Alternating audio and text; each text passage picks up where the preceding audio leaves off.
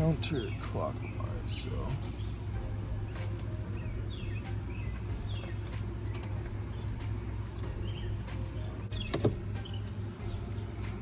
You press on those clips and then you slide them out.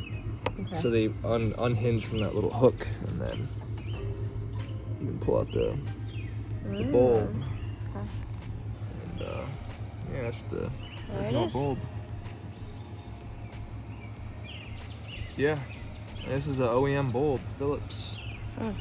Or yeah, that's good. Okay. I think I'm gonna just talk to you a little bit. Mm-hmm. So yeah, because we already did the other side. The other side was the side that was burnt out. That's the easy side. So this is the hard side. And then apparently we can do this just by removing this little, I don't know what this is, like a little fuse box. This is a 10 millimeter. We'll just remove this one bolt. Almost like a harness, yeah. No, but they were right though. You can definitely just finagle this thing out of the way like this, right? Look at that. So you pull this whole assembly just up and out of the way. And then now we have access to that bulb. There is the housing. Mm-hmm. So I'll just loosen that counterclockwise. Should be just like the other side.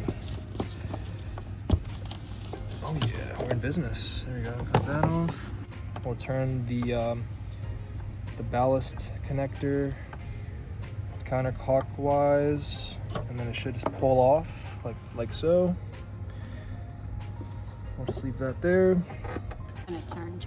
Yeah, essentially you just press those silver prongs, press them in and then like to the side so they release from those hooks, and then that whole thing will just swing down and you can just pull the HID bulb out. I just got those tabs off, and just like that, boom. Now I'm gonna save this. This is the OEM Philips bulb. It's still working. The other side burnt out. I'll just save it as a spare, but that's out. And now we can replace it with the Osram. What are these called? Night breakers. And they literally look exactly like OEM, the 4300K on the scale. So it's white, just like OEM. Doesn't really have that much blue tint to it. But they're supposed to be brighter at night, so we'll put that to the test. If it caught those hooks, looks like it. Mm-hmm. Sweet.